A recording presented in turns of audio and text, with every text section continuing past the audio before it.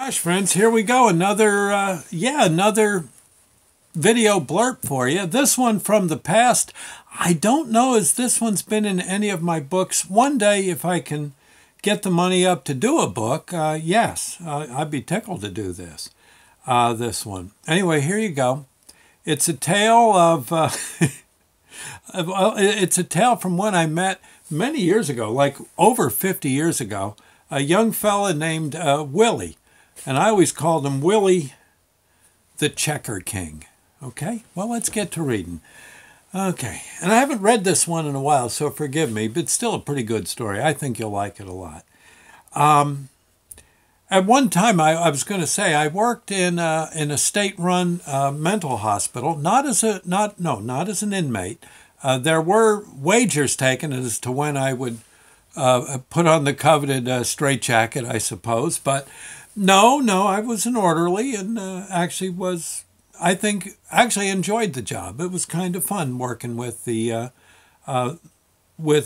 folks who were residents of the place, and they were actually the one thing I could say is there was even those that were really, really far gone and beyond any hope of ever getting better, there was still a great humanity to them. And I kind of liked doing what I could to help. It was a rough job, but I did enjoy it. It was a summer job between college semesters, best way I can put it.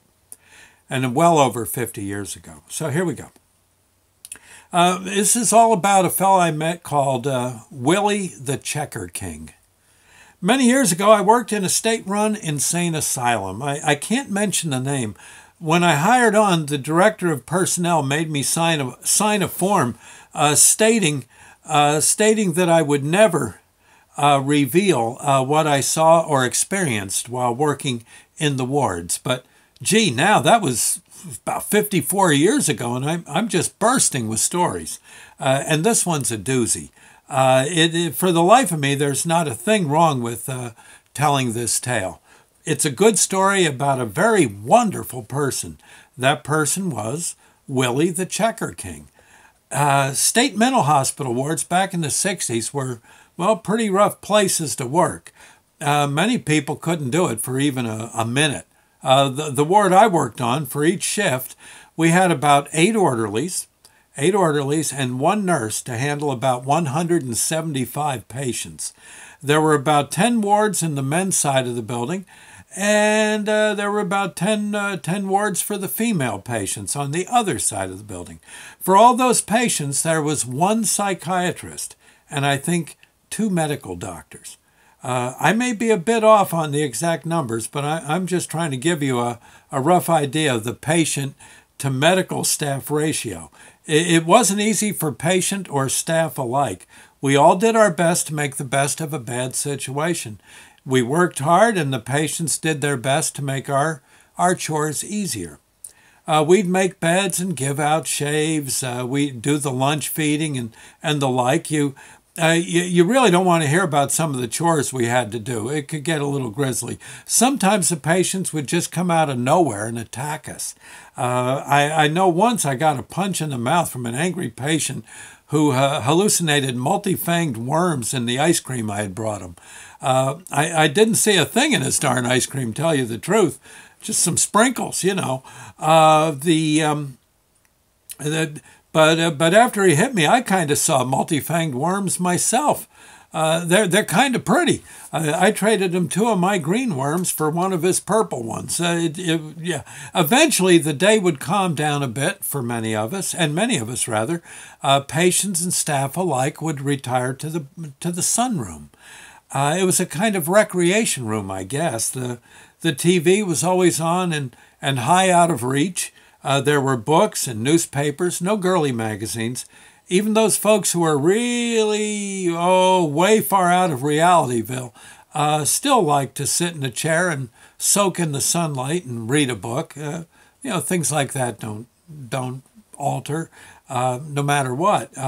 In fact, those folks, the patients reading the book might have the book upside down, but that was okay. They were enjoying themselves.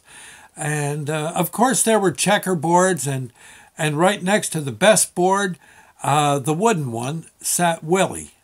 He was there every day at break time, and his arms folded, waiting for a victim.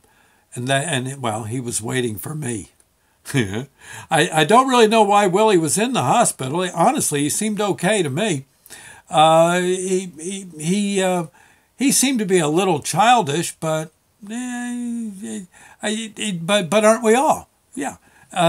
He wore his clothes on the shabby side, but if that was a symptom of mental illness, the orderlies would have been tying me to a chair right next to the guy who saw those multicolored snakes with fangs. He might have been a bit feeble-minded, Willie, but it was the 60s. We were all sort of short on the gray matter back then. Now that I think about it, I think Willie was put on this earth just to humble yours truly, Doc South, and frankly, I thank him for it. You see, we were told at our one and only training session before we went into the wards to always be ready to interact with the patients, get to know them, watch for symptoms, engage in conversations. We were always told to never turn our back on them either. So while we were facing them, well, heck, why not strike up a bull session? Break time in the recreation room was the best place to do this kind of thing. And every day, that whole summer long, I'd walk into the recreation room and there he'd be waiting for me with his arms folded and looking right through me. Willie was ready for the slaughter, and I was the fluffy little lamb. He'd just be like this. Yeah, he would. I liked playing board games, always have.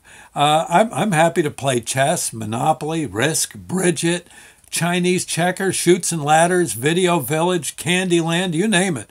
If it's a board game, I love it. Playing checkers is a great way to spend an afternoon. Well, it was a great pastime until I met Willie. It all started one day early that summer.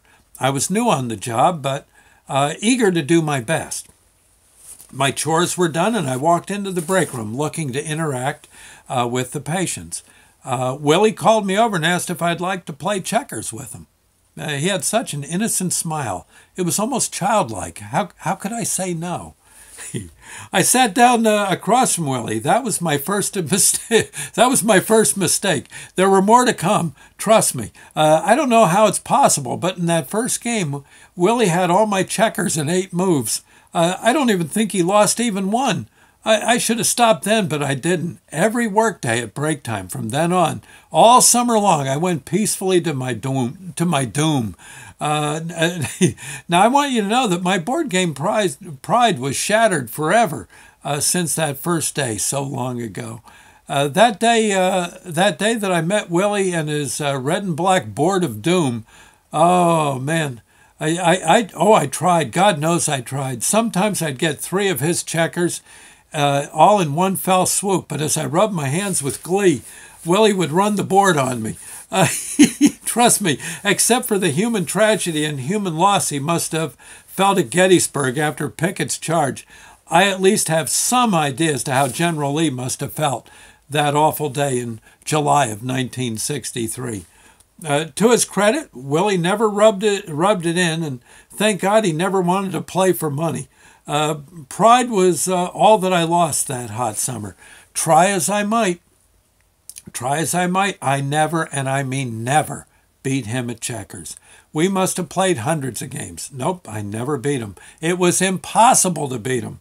Somehow it was as if God unleashed every last bit of his checker-playing power through Willie. For me, it was humiliating at first, but one of the orderlies got me aside one day after an especially brutal beating on the red and black board of defeat. Willie was rubbing his hands and giggling as I gave up, shook hands, and left the room. The orderly said that I had nothing to be ashamed of. Willie beat everyone. Everyone. The orderly said that as far as anyone knows, Willie is beyond defeat. No one has ever seen him lose at checkers. No one ever. I believe my fellow orderly said something to the effect of that playing checkers with Willie was like doing something rather private against the wind. Right. It was time to go. The shift was over. I went home defeated again, and I drove my crummy car home. Willie sat in the rec room with his checkerboard and smiled. I could almost see him waving through the window. Come back next time. Yeah. You know what I often wondered? What I often wondered was, what if someone had taught him chess? Huh? It was like a year or two later, I was no longer working at this particular hospital, and I just kind of sat bolt upright in bed and said, someone should teach Willie chess. I think I was married then, and my wife said, hey, calm down.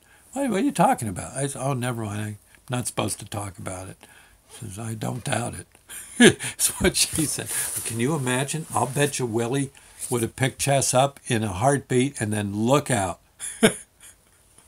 Yeah, I honestly, it was amazing. The guy was, it was just unreal. Just unreal. Nope, never beat him. Good guy, though. He was a very sweet and pleasant gentleman, I'm thinking. Anyway, thank God we didn't play for money. Oh, okay. I'll see you later, friends. Thank you. God bless.